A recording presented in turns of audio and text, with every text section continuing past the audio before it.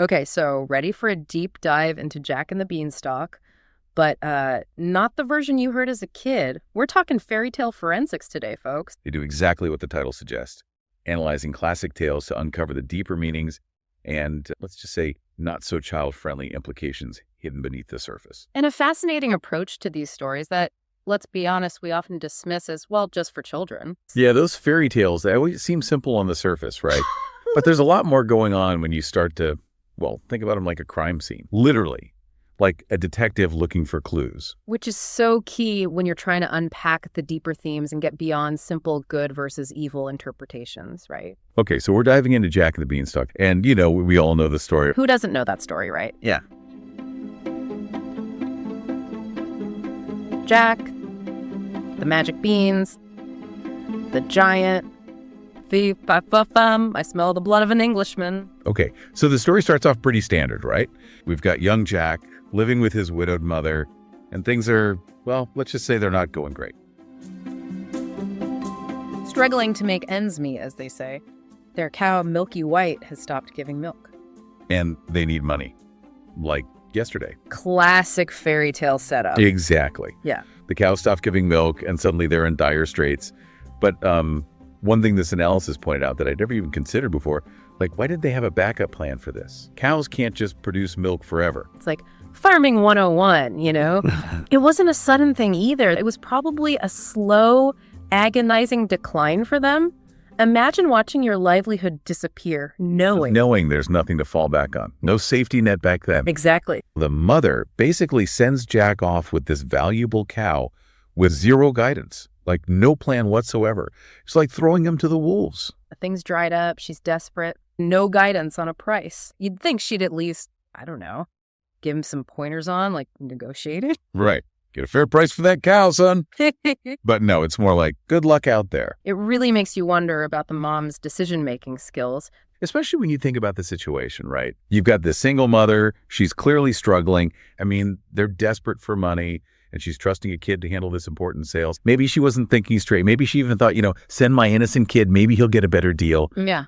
It's a stretch, but it's easy to judge her, but what choice did she have? It shows just how few options people had back then. Imagine having to tell your kid, get whatever you can for it. Just come back with something. Please. Yeah. It suggests a world where children are almost expendable, especially if they're not seen as useful. Sending a kid to go and negotiate a car deal with zero research, zero guidance. You just know they're going to get ripped off. It creates this situation where Jack is practically guaranteed to fail. Like, what a child thinks is a good price and what some experienced trader thinks is a good price, totally different ballpark. He's basically set up to be exploited.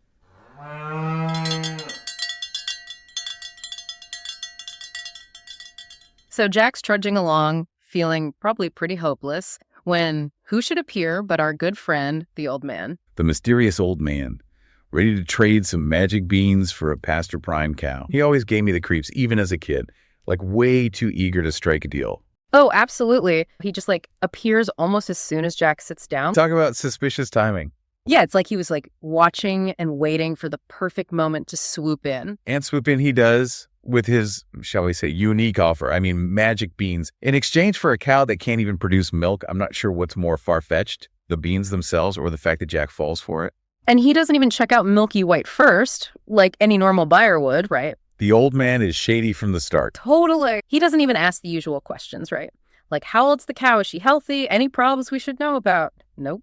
He just wants to make that trade fast. Makes you wonder what his angle was. Was he really trying to help Jack, or was there something more going on? Hold on. You're saying this whole Beanstalk thing, this might not have been the first time, like a regular occurrence. I mean, come on. Who buys a cow with beams? And that's exactly what the analysis wants us to think about. It pushes us to ask the questions Jack doesn't. Why is this guy lurking around? Why beans? If they're so magical, why not use them himself? Wow. I never thought of it like that. It's almost like he's playing on Jack's innocence, knowing a kid won't. Won't even think to ask those questions. Yeah, exactly. Suddenly this guy shows up with what seems like a solution no matter how crazy. Jackson over his head. You can see how tempting it would be for Jack to just jump at it. It's like he just wants to make his mom happy so badly, or maybe prove that he can fix this whole mess. And that makes him willing to take a risk, even a big one. Exactly. He's not thinking straight, not really. He's just reacting. It's like he's already at a disadvantage before he even meets the old man. It changes the whole dynamic, right? This isn't just a simple trade anymore. And unfortunately, that kind of sets the stage morally for how the whole story plays out. Okay, but here's the question. Was Jack actually tricked, or was he just, like, incredibly naive? I mean, come on, magic beans. And that's the brilliance of it. Fairytale Forensics argues that it almost doesn't matter if Jack's naivete is genuine or just a plot device. The point is, it highlights the power imbalance at play here. Between a kid who's, let's face it, in way over his head, and the adults who should probably know better. Exactly. Who's manipulating whom? Totally.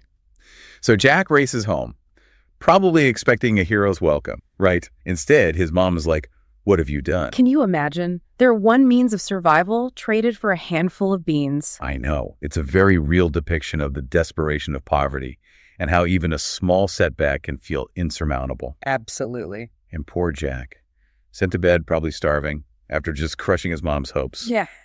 What a day. Little does he know things are about to get a whole lot stranger.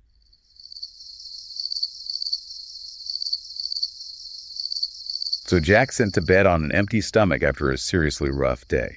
Can you imagine what's going through his head? I'd be having some seriously strange dreams after a day like that. Right. But in Jack's case, the weirdness isn't confined to dreams.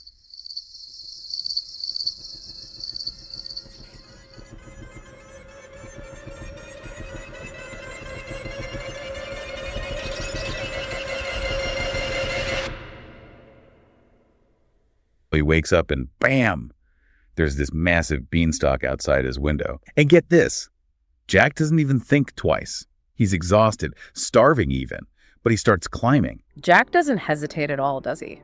He just starts climbing. No fear, no questions. And that beanstalk, I mean, talk about a fairy tale image, right?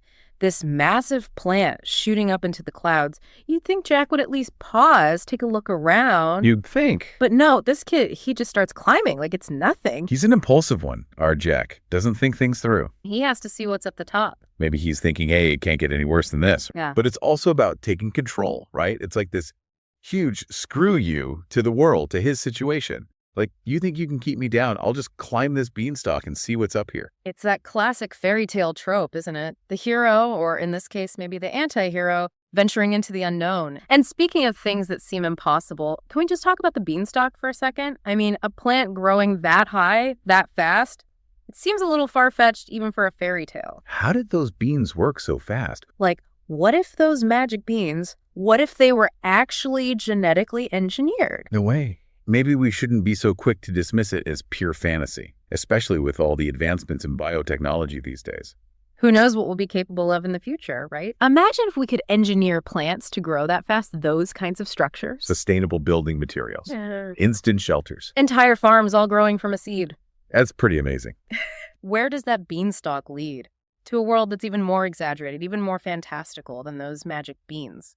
We're talking, of course, about the Giant's Palace. Ah, yes. Okay, so Jack finally reaches the top and stumbles upon this incredible palace. And Fairytale Forensics does a brilliant job of describing the contrast here.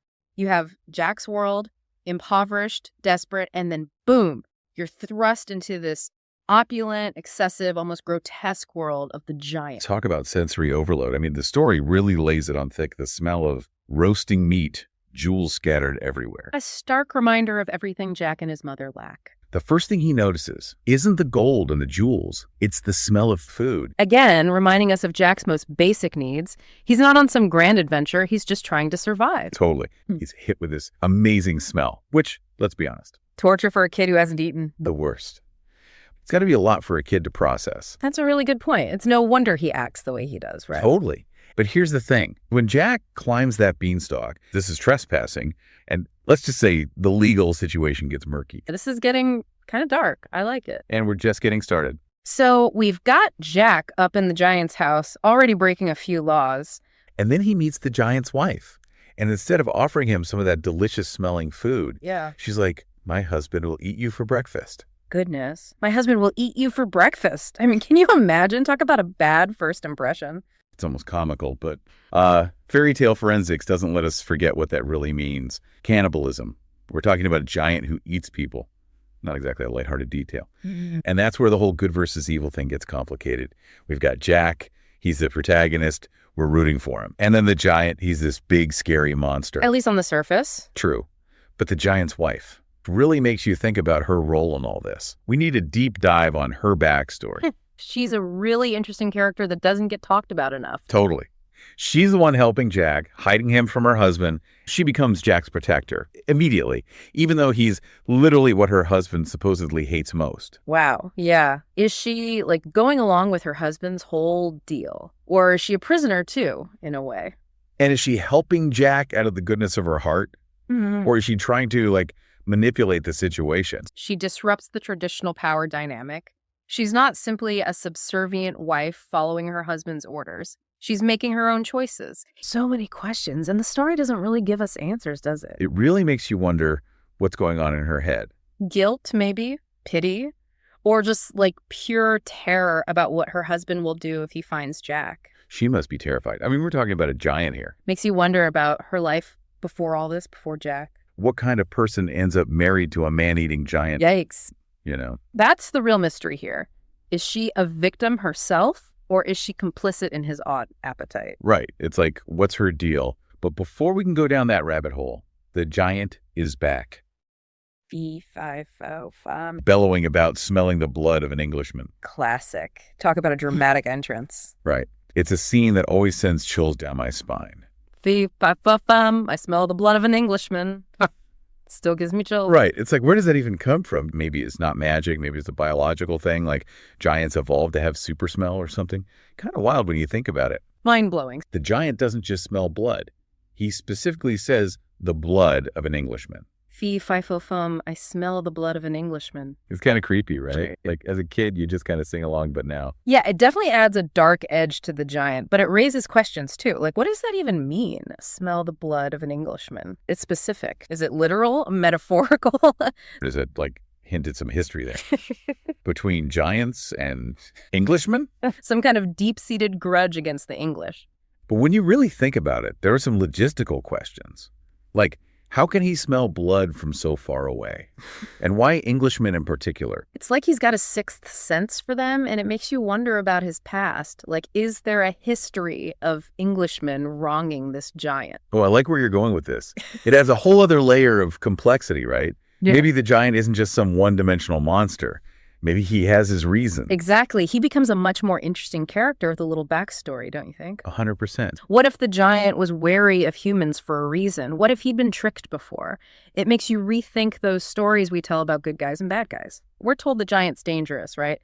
Fee, fi, fo, fum, and all that. But Jack's not exactly an angel, is he? Not really. Definitely makes you think twice about whose story is being told. It reminds us that fairy tales, they're not always so black and white. So true. But okay, back to Jack. Picture this. Jack's crammed into this oven, right? And this giant, who can sniff out an Englishman from a mile away, is pacing around the kitchen. The tension is unreal. Talk about a pressure cooker. And as if things couldn't get any tenser, the giant's wife walks in.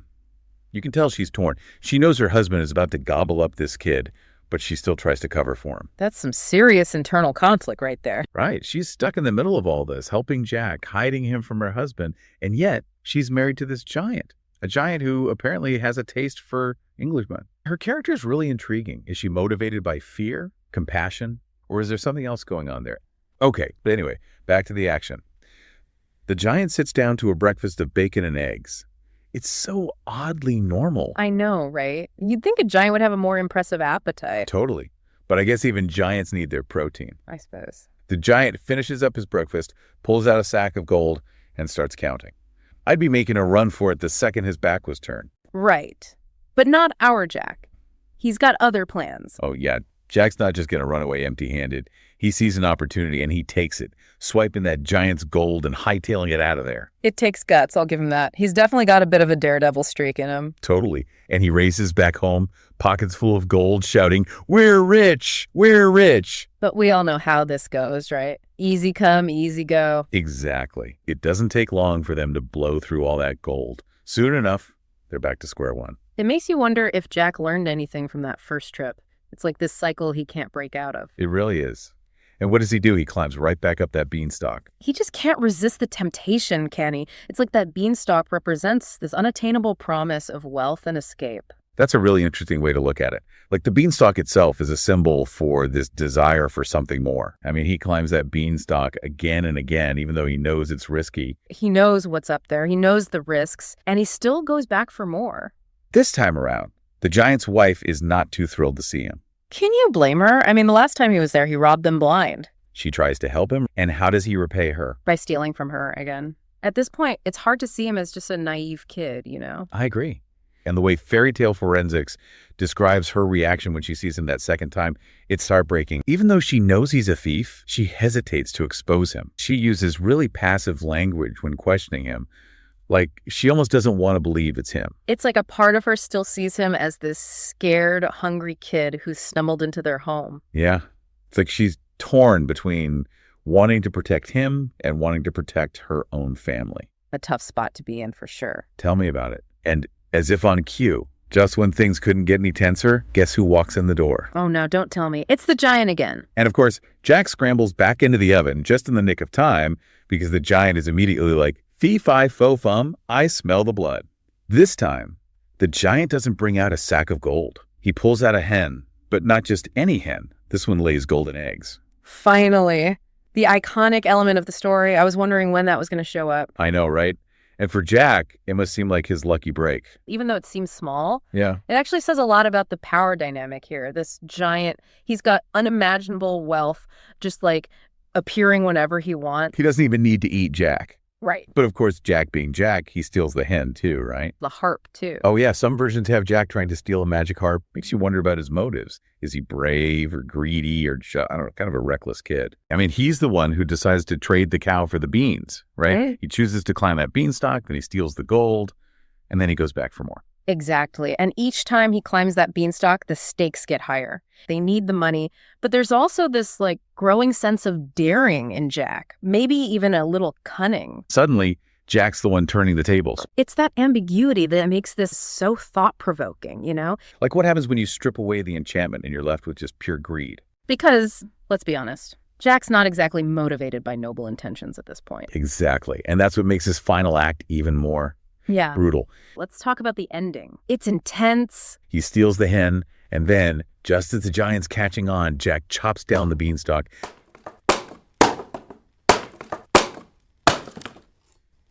sending the giant plummeting to his death.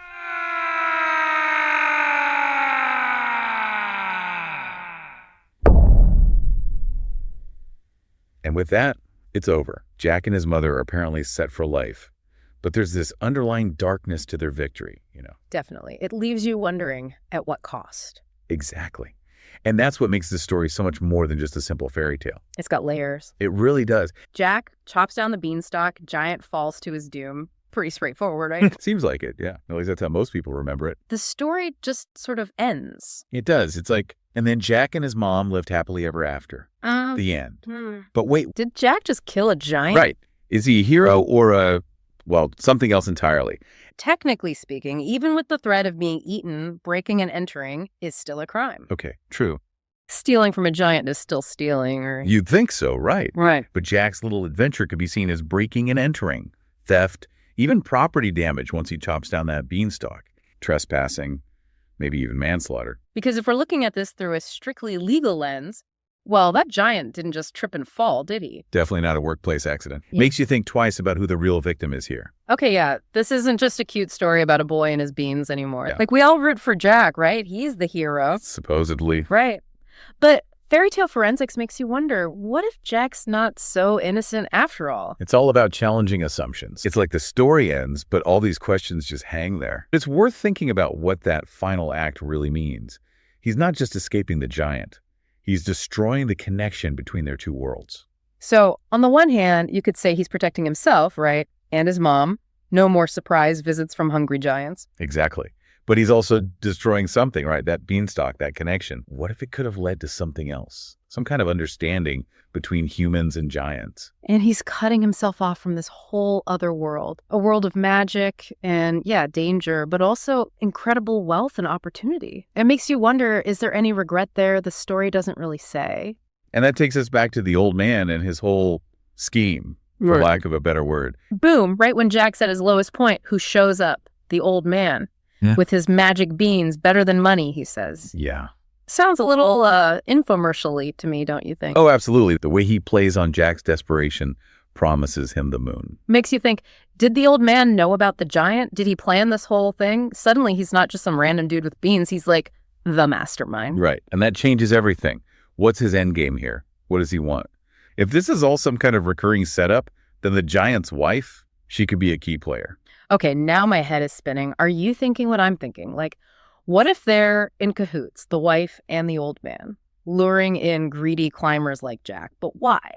What does the giant get out of it? I wish we could just, put these characters on trial and find out. Hypothetically, if this was a regular thing and the giant knew about it, was profiting from it, legally speaking, that could make him an accomplice. Wait, so even though Jack's the one climbing the beanstalk, stealing all the stuff, you're saying the giant might be guilty too? Potentially. And if the old man is the one orchestrating everything, knowing it's going to lead to theft, maybe even violence, well, he could be liable too. This is blowing my mind. We started with a fairy tale, and now we're talking about conspiracies and legal loopholes. It's wild, but we're looking at it all through a modern lens. Like, imagine trying to apply today's laws about property and stuff to a story from who knows how long ago.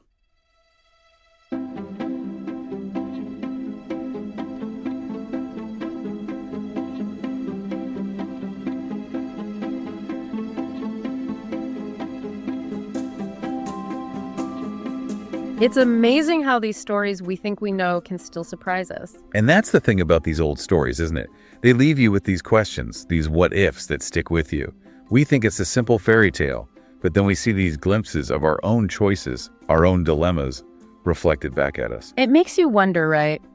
If a beanstalk just sprouted up outside your window tomorrow, would you climb it? Knowing what we know now, I mean. Would you risk facing something that powerful, something that might not have your best interests at heart? Or would you play it safe, even if it meant staying in a world that felt, well, a little smaller? That's a question each of us has to answer for ourselves, I guess. But I have a feeling after this little deep dive, we might all look at Jack and the Beanstalk a bit differently. Yeah, sometimes all it takes is a fresh perspective to see these old stories in a whole new light. And that's the beauty of a good deep dive, isn't it? We start with a children's story and end up talking about morality, power, even a little bit of biotechnology. Well, that's it for our deep dive on Jack and the Beanstalk. What other classic tales should we unpack? Let us know. Until next time, keep it curious, folks.